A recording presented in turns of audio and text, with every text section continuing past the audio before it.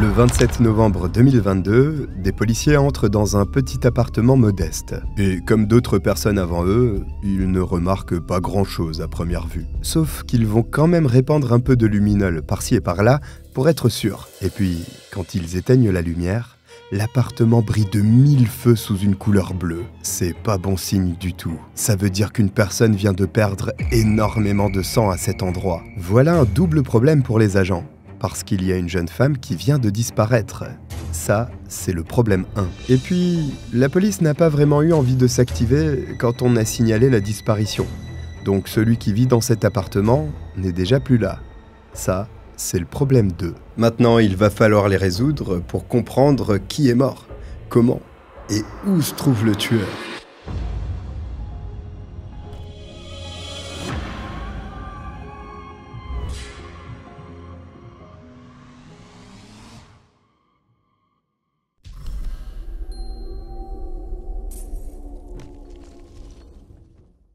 Bonjour à tous, je suis le Cogiteur, bienvenue pour cette nouvelle enquête criminelle.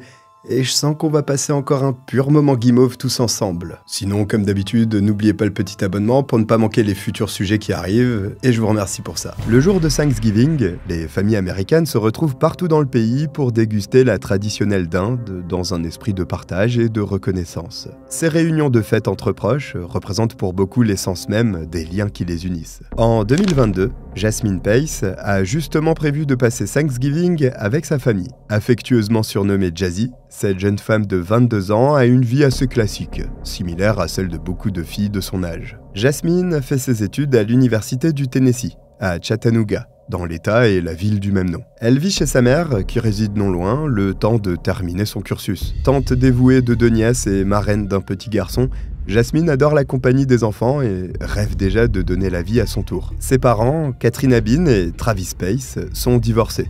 Mais ça n'a pas empêché leurs 4 enfants de rester très proches les uns des autres. Et le drame que la famille a traversé en 2016 n'a fait que souder la fratrie encore plus. Cette année-là, Travis Jr., le Benjamin des Pace, meurt à l'âge de 14 ans. Cette tragédie a profondément ébranlé la famille. Et l'équilibre qu'ils ont peiné à retrouver s'effondre à nouveau le 22 novembre 2022, après le décès de Katie Jenkins, l'arrière-grand-mère maternelle de Jasmine, dont elle était très proche. Vous l'avez compris, en 2022, les fêtes de fin d'année sont placées sous le signe du chagrin pour Jasmine et les siens. C'est peut-être pour cette raison que la veille de Thanksgiving, dans la matinée du 23 novembre, elle envoie des messages à tout le monde. Elle dit qu'elle ne viendra pas au rassemblement familial prévu le lendemain. Jasmine justifie son absence en disant qu'elle a besoin de prendre un peu de temps pour elle, afin de faire le deuil de son arrière-grand-mère. Elle précise qu'elle entend passer le reste de la semaine chez une amie, quelque chose qui peut se comprendre. D'ailleurs, elle semble s'être effectivement renfermée,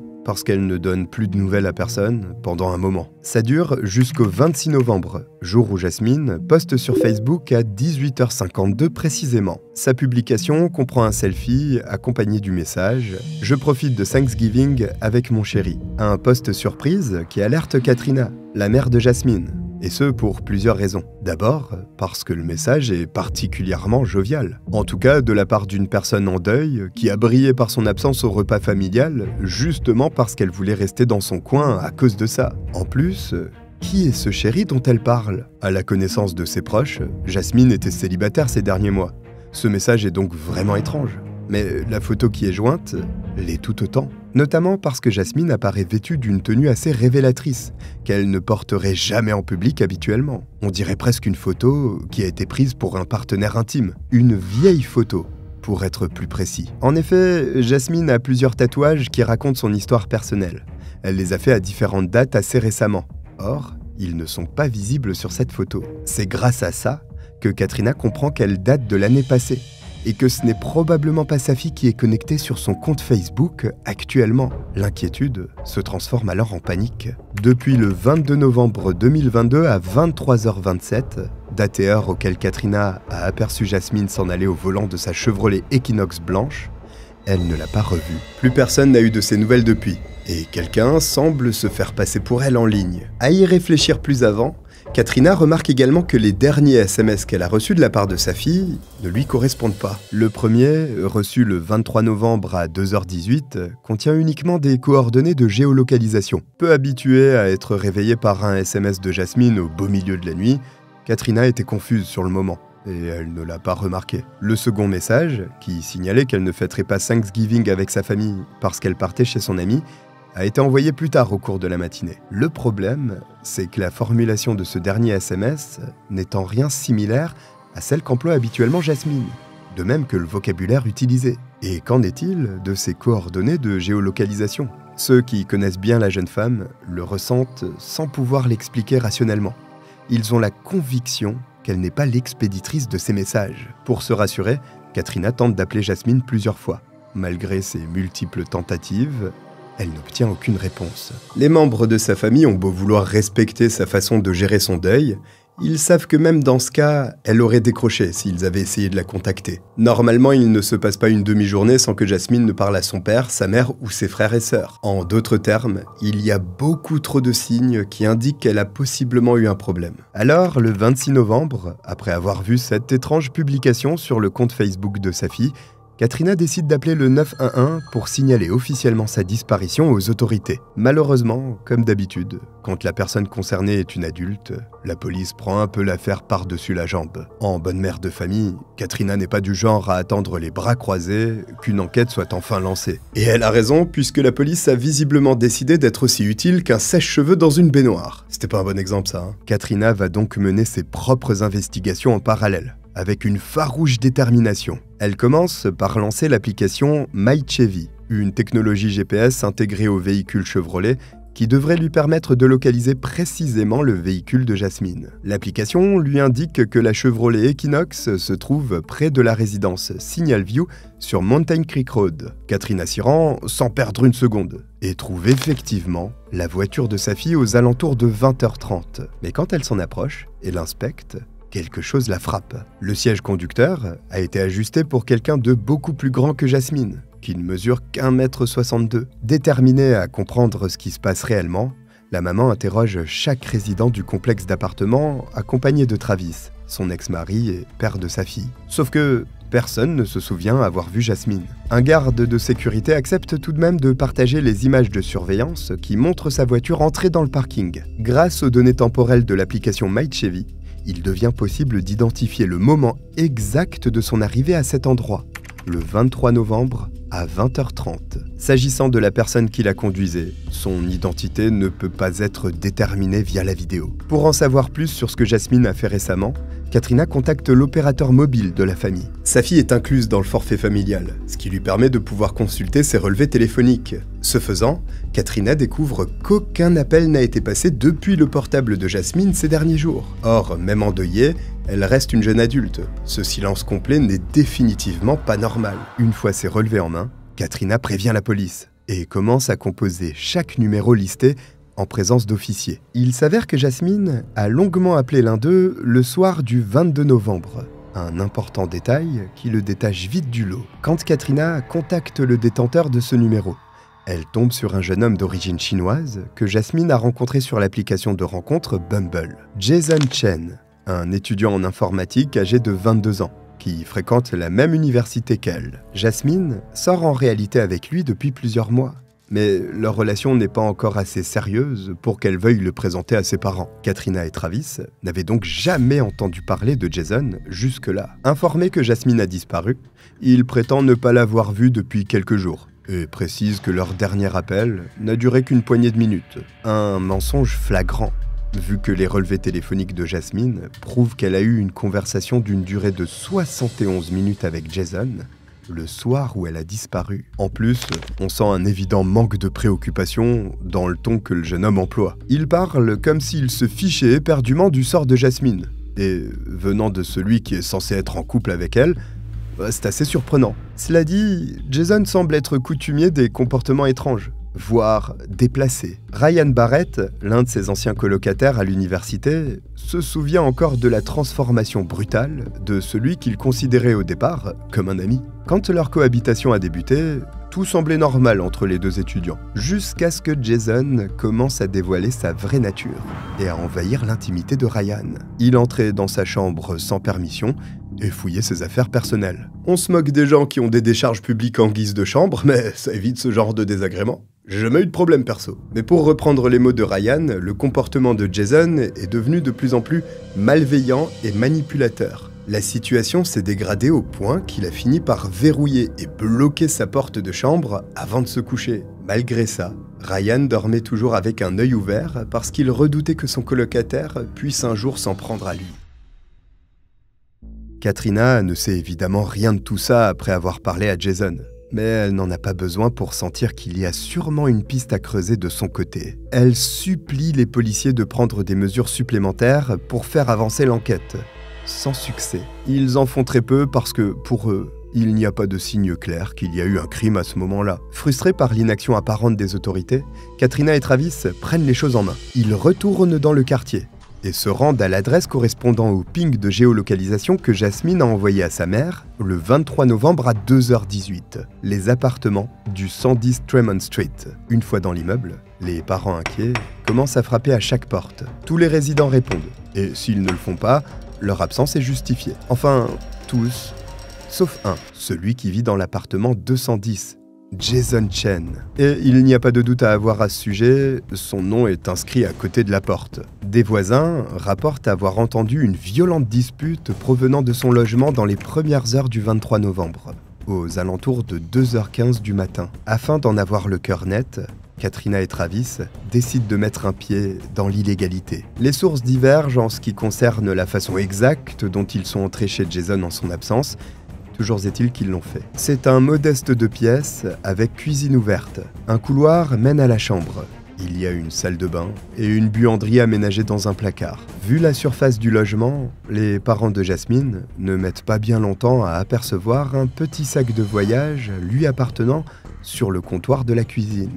Des produits de nettoyage sont disposés sur un bureau. Et comme on commence à en avoir l'habitude, quand c'est une vidéo true crime, l'omniprésence de détergents, c'est pas vraiment bon signe.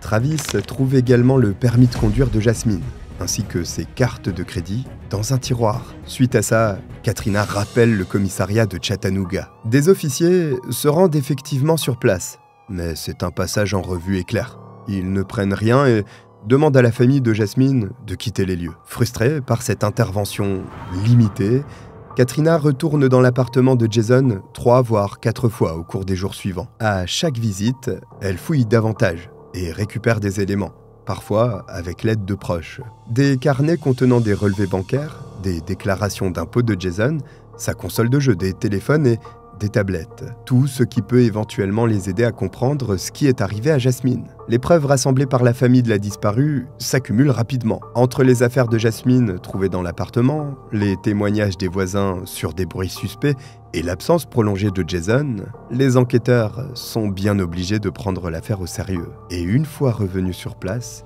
ce qu'ils vont découvrir n'a vraiment rien de rassurant. Le 27 novembre, la police de Chattanooga décide finalement de faire son boulot et revient au 110 Tremont Street avec un mandat de perquisition qui l'autorise à fouiller l'appartement de Jason. Une fois à l'intérieur, les policiers ne tardent pas à remarquer une grande quantité d'éléments inquiétants, à commencer par des traces de sang. Il y en a partout dans l'appartement. Vous vous demandez peut-être comment tout ça a pu échapper aux parents de Jasmine. Eh bien, en réalité, l'explication est logique. À chaque fois que des membres de la famille de Jasmine sont entrés dans l'appartement de Jason, ils l'ont fait par effraction. Ils devaient donc agir dans la discrétion, être rapides, et ne pouvaient pas se permettre d'allumer la lumière ou de passer chaque recoin du logement à la loupe. En plus, le logement a manifestement été très bien nettoyé. Sauf que c'est loin d'être suffisant en cas d'utilisation du luminol. Cette solution chimique permet de détecter la présence de taches de sang invisibles à l'œil nu. Pulvérisée dans l'obscurité, elle réagit avec les molécules de fer présentes dans l'hémoglobine et produit une luminescence bleue caractéristique. En bref, le nettoyage de Jason a été suffisamment efficace pour tromper des visiteurs express, mais il n'a pas dupé les outils de la police scientifique. Quand il pulvérise le produit dans la cuisine, il voit s'illuminer une zone extrêmement étendue. Après ça, le couloir tout entier s'embrase d'une lueur bleue intense et persistante. Il y a du sang dans pratiquement toutes les pièces de l'appartement. Les poubelles ont été vidées et des meubles ont été déplacés dans la chambre. Ce réarrangement avait visiblement pour but de dissimuler une grande tache qui se trouve sous le lit. De nombreux échantillons de sang sont prélevés et envoyés au laboratoire pour analyse ADN. Les tests, effectués dans l'urgence, confirment rapidement ce que tout le monde craignait. Le sang abondamment répandu dans l'appartement de Jason appartient effectivement à Jasmine Pace. Le doute n'est à présent plus permis. La jeune femme a été victime d'un meurtre. En fouillant les bennes à ordures de l'immeuble, les policiers trouvent une paire de baskets blanches et un pantalon bleu ensanglanté. Les enquêteurs remarquent aussi qu'il y a des fragments de verre brisés sur le sol du salon, ce qui laisse penser qu'il y a eu peut-être une lutte avant que le crime ne soit commis. Pour finir, ils récupèrent un couteau qui était posé sur le lit de Jason. Ce couteau présente une particularité. Il n'a plus de pointe, comme si elle s'était brisée net. La caméra d'une sonnette d'un appartement situé près des portes du bâtiment a pour sa part capturé un curieux manège le 23 novembre. Ce jour-là, un individu masqué, vêtu d'un sweat à capuche blanc, qui avait du tissu noir enroulé autour de la main droite, a été filmé sortant de l'immeuble à plusieurs reprises.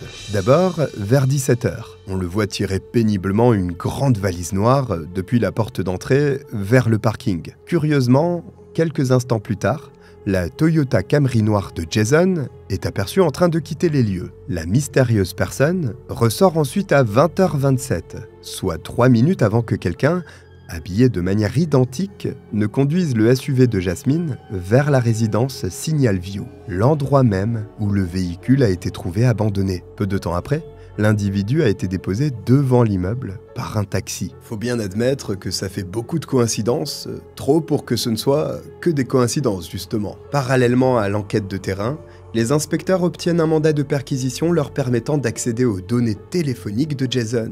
Dès le 28 novembre, ils peuvent donc cartographier chacun de ses déplacements, de ses arrêts et de ses trajets avec une précision millimétrique. Jason Chen est localisé et arrêté le jour suivant au domicile de ses parents à Nolensville, près de Nashville, dans le Tennessee. Lors de son arrestation, les policiers remarquent immédiatement des lacérations suspectes sur sa main droite et ses pieds. Des blessures cohérentes avec le glissement d'une lame de couteau lors d'une violente lutte. Dans la chambre que Jason occupe, les enquêteurs découvrent des notes manuscrites on ne peut plus révélatrices. Le jeune homme y a écrit tout un tas de choses sur Jasmine. Que c'était une fugueuse régulière, qu'elle s'était enfuie au Canada, qu'elle avait demandé une ordonnance restrictive contre un ex, ou même qu'elle avait été sans domicile fixe. Toutes ces affirmations s'avèrent être des mensonges, destinés à la présenter comme une personne imprévisible, capable de mettre les voiles à tout instant. Jason tentait de mettre sur pied une version cohérente des événements. J'ai jamais compris comment on pouvait être con au point d'écrire ce genre de choses. C'est comme les mecs qui cherchent comment se débarrasser d'un corps sur Google. Mais vous savez pourquoi il a fait ça, Jason ? C'est pour s'en souvenir. Il a même écrit que la dernière fois qu'il avait vu Jasmine remonte au 19 novembre. Quelque chose qu'on n'a normalement pas besoin d'écrire pour s'en rappeler. Et de toute façon, pourquoi Jason aurait-il couché tout ça sur papier si ce n'est pour essayer de se bâtir un argumentaire au cas où il serait interrogé? Plus accablant encore, les enquêteurs trouvent la carte SIM de Jasmine cachée dans un étui à lunettes, lui-même dissimulé dans un sac à dos noir. Malheureusement, aucune trace du téléphone en lui-même. L'analyse numérique proprement dite commence avec l'utilisation du logiciel Cellbrite, un système sophistiqué d'extraction de données mobiles utilisé par les forces de l'ordre du monde entier. Cette technologie permet aux enquêteurs de voir absolument tout ce qui se trouve sur un téléphone. Textos, photos, historique de navigation, applications utilisées, données supprimées et métadonnées. Par ce biais, il est possible de procéder à l'extraction des données de la carte SIM de Jasmine, mais aussi à l'analyse complète du téléphone de Jason. Et ce qui est révélé grâce à ça confirme les soupçons des enquêteurs. La chronologie digitale permet même de reconstituer très précisément les activités de Jason durant la nuit des faits. Jasmine est arrivée chez son meurtrier le 22 novembre à 23h42. Une caméra de surveillance du Real Time Intelligence Center de Chattanooga, situé sur Tremont Street, a filmé son véhicule entrant dans le parking de l'immeuble de Jason. Il l'a vraisemblablement tué dans la nuit, après 2h18. Parce qu'on sait qu'à cette heure-là, Jasmine était encore en vie. Les coordonnées de géolocalisation qu'elle a envoyées à sa mère suffisent à le prouver. Entre 4h04 et 4h28 le matin du 23 novembre, Jason a essayé d'accéder au compte bancaire de Jasmine en utilisant son téléphone. Ces tentatives répétées démontrent qu'en plus de l'avoir tuée, il avait également l'intention de la voler. À 9h52, Jason a répondu à un message Tinder en faisant comprendre à son interlocutrice qu'il était célibataire. Quelques heures seulement après avoir tué Jasmine, alors que son corps était toujours dans son appartement, il a donc tranquillement et ouvertement dragué quelqu'un d'autre. Tinder, c'est vraiment un repère à timbrer. À 10h29, les caméras du système de surveillance de Chattanooga ont capturé Jason émergeant de son appartement avec 2 téléphones, le sien et celui de Jasmine.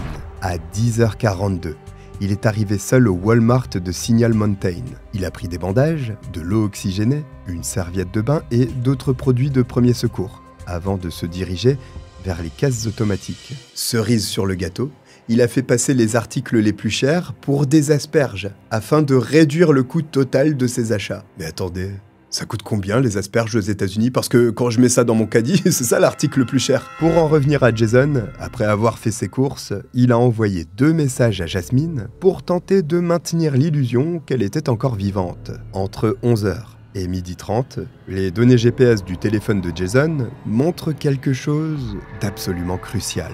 Dans ce laps de temps, il a effectué plusieurs allers-retours sur Suck Creek Road, une route isolée qui longe la rivière Tennessee. Il s'est brièvement arrêté à un endroit avant de faire immédiatement demi-tour. À 12h43, Jason a tenté d'accéder au cloud du téléphone de Jasmine pour manipuler ses données stockées en ligne. À 13h36, il s'est finalement rendu à Walgreens où il a fait l'acquisition d'une grande quantité de produits de nettoyage avant de rentrer chez lui. Plus tard dans la soirée, il a posté sur le compte Facebook de Jasmine en se faisant passer pour elle. La fameuse publication qui a instantanément alerté Katrina. Puis il a promis à ses amis de venir jouer à Call of Duty avec eux, en précisant qu'il devait juste finir de faire le ménage dans son appartement d'abord. L'analyse approfondie du téléphone de Jason apprend aux enquêteurs qu'il a délibérément essayé d'effacer certaines données de l'appareil, notamment ses recherches internet, qui ressemblent comme 2 gouttes d'eau aux recherches que je fais pour écrire le script des vidéos YouTube que vous regardez.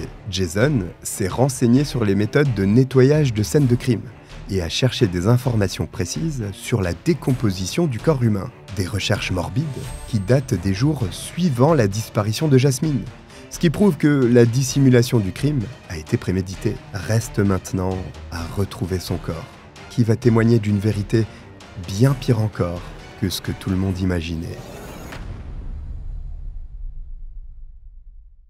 Les données de géolocalisation du téléphone de Jason mènent finalement les enquêteurs à Suck Creek Road, l'endroit où il s'est arrêté le 23 novembre. Cette zone sauvage et peu fréquentée peut sembler parfaite pour se débarrasser discrètement d'un corps. Le 1er décembre 2022, une équipe de policiers se rend sur les lieux. Le périmètre à fouiller est très vaste, ce qui les oblige à passer les berges sauvages de la rivière Tennessee au peigne fin. Par chance, si l'on peut dire ça, ils repèrent quelque chose d'inhabituel au bout de quelques minutes de recherche seulement. Il s'agit d'une valise noire, manifestement abandonnée, posée de façon incongrue sur la rive, dans un endroit isolé. L'un des enquêteurs s'en approche et la photographie sous tous les angles possibles avant de l'ouvrir. Ce qu'il voit dedans va le hanter pour le reste de sa vie. Le corps de Jasmine est recroquevillé à l'intérieur de la valise, dans une position absolument inhumaine. La jeune femme était de petite taille et ne pesait que 44,5 kg.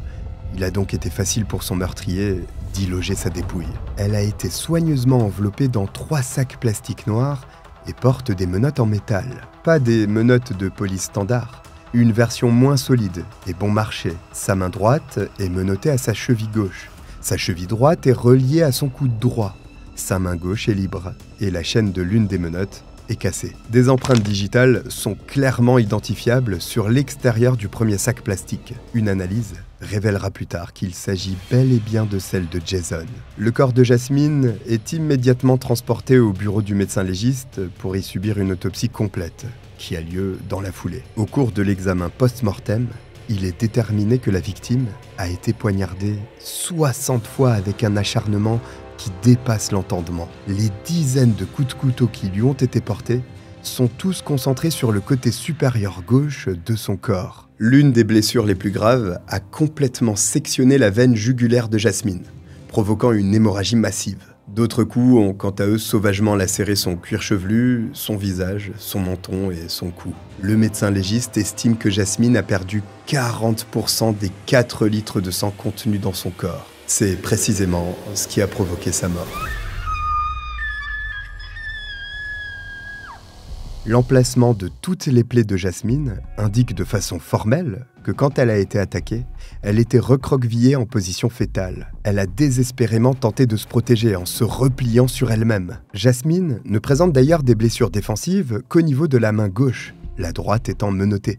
Elle ne pouvait pas s'en servir pour se défendre. L'arme utilisée pour perpétrer ce massacre n'est manifestement pas un couteau ordinaire que l'on trouve dans n'importe quelle cuisine, mais bien un couteau de professionnel. Il était doté d'une lame particulièrement large, mais aussi parfaitement affûtée. Une lame redoutablement tranchante, qui, sous la violence des coups répétés, a profondément pénétré les poumons de Jasmine pour venir se briser contre ses côtes. La pointe du couteau de 5 cm est restée figée dans l'une des plaies, et il est évident qu'il s'agit de la pointe qui manque à celui qui a été retrouvé sur le lit de Jason. Le lien entre l'arme du crime et le suspect est à présent indiscutable. Le médecin légiste établit avec certitude que la mort de Jasmine n'a pas été rapide. Elle a agonisé plus de 5 minutes, dans une indicible souffrance. Jason l'a donc regardée mourir lentement, en savourant chaque instant de supplice qu'il a délibérément infligé à une victime sans défense. Si l'on en croit les observations effectuées sur la scène de crime, Jasmine a été tuée sur la moquette de la chambre de Jason. Le meurtrier a ensuite déplacé son corps sans vie pour l'envelopper dans les 3 sacs plastiques qui le dissimulaient. Puis il l'a comprimé pour qu'il rentre dans la valise, comme s'il s'agissait d'un vulgaire objet encombrant. Dans l'exécution de son plan qu'il pensait sûrement parfait, Jason a cependant commis l'erreur de sous-estimer la détermination d'une mère. Une erreur qui risque maintenant de lui coûter très cher. 2 ans après le meurtre de Jasmine, Jason comparaît enfin devant un tribunal pour répondre de ses actes barbares. Son procès s'ouvre en janvier 2025, devant la cour criminelle du comté de Hamilton. L'affaire a fait beaucoup de bruit localement entre-temps. Un jury spécial a donc été sélectionné à Nashville et convoyé à Chattanooga pour garantir l'impartialité des débats. Mais franchement, les jurés pourraient venir de Strasbourg que je pense que ça changerait rien à ce qu'ils pensent de Jason. Mais dans ce cas précis, les jurés, qui n'ont jamais entendu parler de cette histoire, sont séquestrés dans un hôtel de la ville pendant toute la durée du procès. Les procureurs ont la ferme intention d'obtenir une condamnation pour meurtre avec préméditation. La peine maximale qu'ils réclament est la prison à vie sans aucune possibilité de libération conditionnelle. Face à eux, les avocats de Jason établissent une stratégie surprenante qui va fortement attirer l'attention de tous les observateurs du procès. La défense reconnaît ouvertement que l'accusé a effectivement tué Jasmine, mais conteste la qualification juridique de meurtre avec préméditation. Selon la théorie de la défense, il s'agirait plutôt d'un homicide volontaire commis sous le coup de l'émotion. Les avocats de Jason affirment que le soir des faits, le couple buvait du vin dans la chambre de ce dernier, quand Jasmine est allée chercher une autre bouteille dans la cuisine. Elle aurait alors entendu des notifications Tinder arriver sur le téléphone de son petit ami. En colère, parce qu'elle se sentait trahie, Jasmine aurait provoqué une dispute et attaqué Jason avec un verre de vin cassé. En réponse à cette agression, il aurait instinctivement saisi le couteau dont il s'était servi pour ouvrir une bouteille de vin, avant de le laisser sur la table de chevet. La défense explique la présence des menottes sur le corps de Jasmine en soutenant que Jason a paniqué après sa mort accidentelle. Il a donc dû la menotter pour parvenir à faire entrer son corps d'abord dans les sacs, puis dans la valise. L'énoncé de cette version se révèle catastrophique pour Jason, parce que l'accusation est en mesure de démontrer que le meurtre de Jasmine était tout sauf un acte impulsif. Les témoins se succèdent à la barre et leurs déclarations sont accablantes. La résidente de l'appartement situé en dessous de celui de Jason témoigne avoir été réveillée au milieu de la nuit par un cri de femme. Il était 2h11. Elle le sait parce que, étant donné qu'elle a envisagé d'appeler le 911, elle a allumé l'écran de son téléphone et elle a vu l'heure. Cette voisine dit avoir entendu une voix féminine crier des mots qu'elle n'a pas pu réellement comprendre. Puis il y a eu des bruits de pas allant vers la porte d'entrée. comme si une personne en chassait une autre, et après, une porte a claqué. Plus tard, vers 2h30, une télévision a été allumée, suivi du bruit d'un broyeur à déchets et d'une machine à laver à 3h.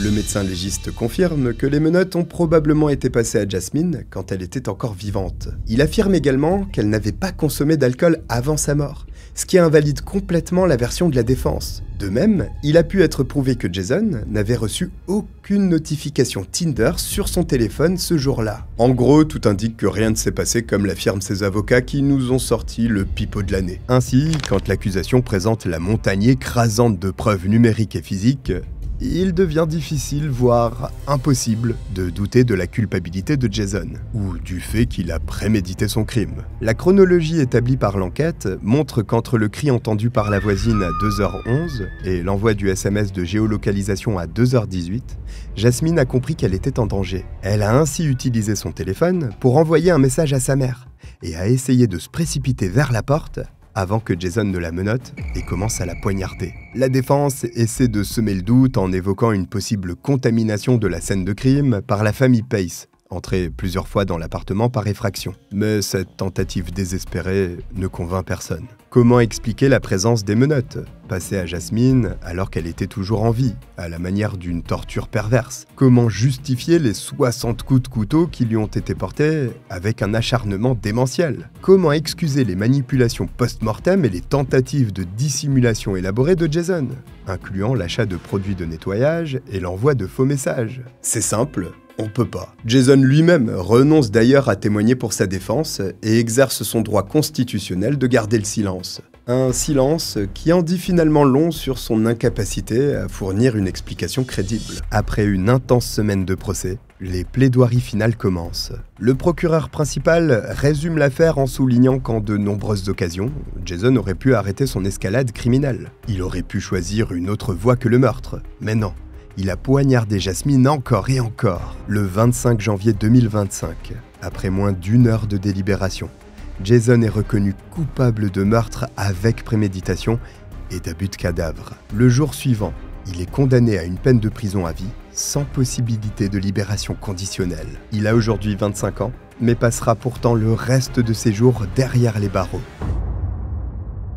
Parallèlement à ce procès pénal qui s'achève, la famille de Jasmine engage également des poursuites civiles pour obtenir réparation du préjudice subi. Katrina Bean dépose une plainte pour mort injustifiée contre Jason Chen et ses parents. Elle réclame 12 millions de dollars en dommages compensatoires et 5 millions en dommages punitifs. Katrina accuse les parents de Jason d'avoir hébergé et aidé leur fils après le meurtre, alors qu'il était le principal suspect dans l'affaire. Un accord, dont les termes précis n'ont pas été rendus publics, a été trouvé entre les familles en mars 2025. Cette tragique affaire démontre l'importance que peuvent avoir les intuitions des proches de victimes dans ce genre de cas. Sans la remarquable obstination de Katrina, qui a refusé d'attendre que la police réagisse et a mené sa propre enquête, Jason aurait peut-être échappé à la justice. D'ailleurs, pourquoi a-t-il tué Jasmine Pace? La réponse est aussi simple qu'elle est triste.